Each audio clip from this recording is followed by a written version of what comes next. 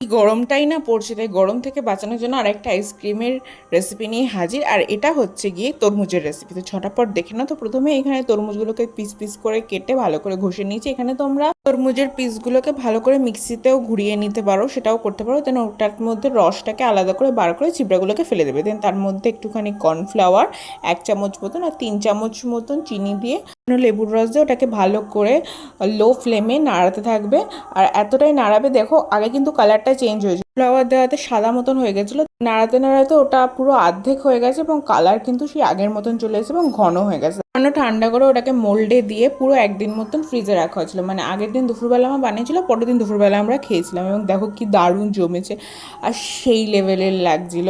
এবং পুরো যে তরমুজের আইসক্রিমগুলো দোকানে পাওয়া যায় যে পুরো শক দেওয়া ওরকম, এর মধ্যে একটা বেশ জেলি জেলি মতন ভাব হয়েছিল এবং খেতে সেই লাগছিল। বাড়িতে অবশ্যই বানিয়ে দেখাবে পরে ভিডিওতে। টাটা।